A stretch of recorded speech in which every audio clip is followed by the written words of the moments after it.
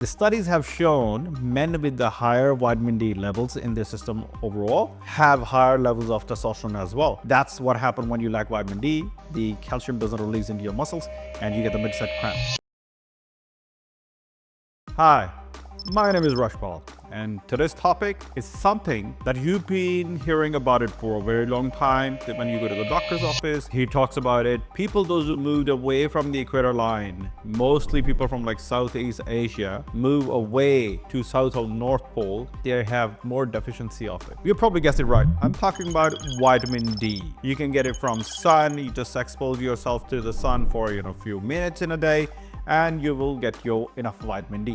Whereas in Australia, if you do get sun, it's so hot, it's so bright that it can literally burn your skin if you're from Southeast Asia. We have such a lifestyle. Majority of those who even moved into these countries, our lifestyle doesn't really support. For example, me, I work in the gym where I go inside the gym at 6 a.m. That's pretty much like before the sun rises, and get out of the gym around like 9 p.m. So I'm never really in the sun. Even if I get 10 to 12 p.m. time frame where I do get it enough time where I could be in the sun, but I have a lot of other things to do where I miss it. When that happens on a regular basis, you don't really get exposed to sun. You have the deficiency of vitamin D. Vitamin D is not just a vitamin, it's a hormone. Your sun rays enter your skin, and the cholesterol available in your skin converts into vitamin D. You have receptors in your body, in your skeletal mass, in your skin, in your brain, where this attaches to and produce vitamin D, especially in kidneys. Your kidneys convert vitamin D into calcitrol. That's the most technical term, or that's like sort of the absorbed form of vitamin D. Calcitrol is an active hormone that binds to fat cells, brain, your skin, your liver, your testes. This is where the binding happens of vitamin D3. So you can guess pretty much if it binds to your skeletal mass and you are someone who has been doing strength training for a while, but you still struggle to gain strength, like you can't really improve your strength or your power regardless of doing everything right. Even if some of you are on synthetic hormones like injecting testosterone or something, and you're still struggling to gain that strength, maybe you should go and check your vitamin D levels. In the absence of vitamin D, your testosterone can't really do the job that it's supposed to do on its optimal level.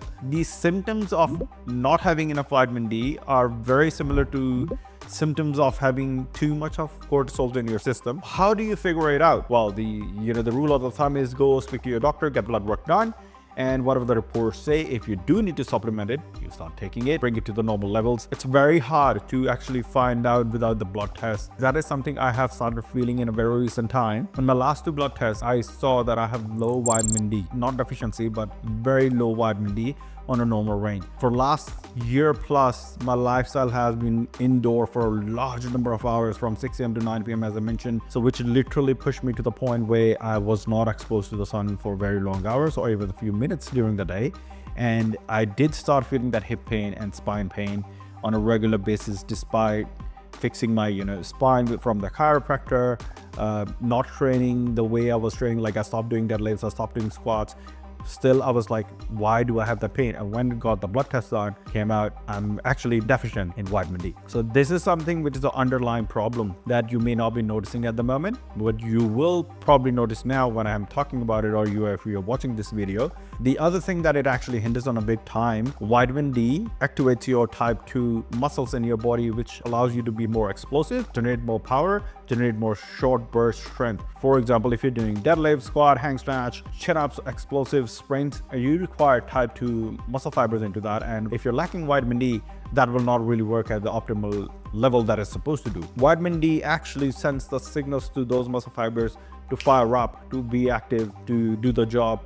But if it's not there, so you're literally forcing your bones to do the job, and tendons or ligaments are taking the load instead of firing up the right muscles for that particular movement. The other thing vitamin D does is it improves the calcium handling in your muscles. If it's absent, if it's not there, what you will feel is that mid-set cramps. Like if you're doing squats, all of a sudden your supporting muscle just gets cramped up and you feel like, oh my God, I just tore something or I'm just going to crash.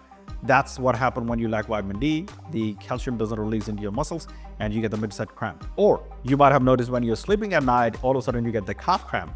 Well, that's not just magnesium.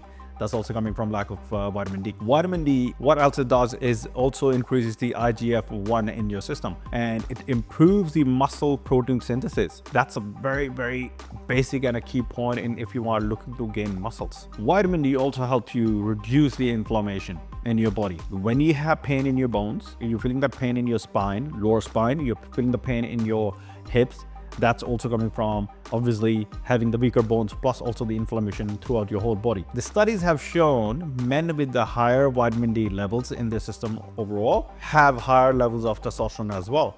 Men with a deficiency of vitamin D will automatically drop their testosterone level as well. Even if you are taking synthetic hormones, synthetic testosterone, low vitamin D will not allow the testosterone to actually do the job that it's supposed to do. So if you're not taking synthetic hormone and you have low levels of vitamin D, you will automatically have low levels of testosterone as well. My recommendation is always improve your vitamin D first for like 8 to 12 weeks, then go back, get your blood test done again and see if your testosterone has improved.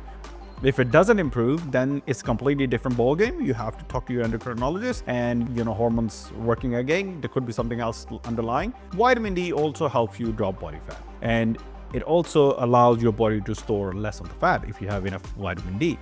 Everything is correlated. Low testosterone means high cortisols, bad sleep, insomnia, low strength, low power, low recovery.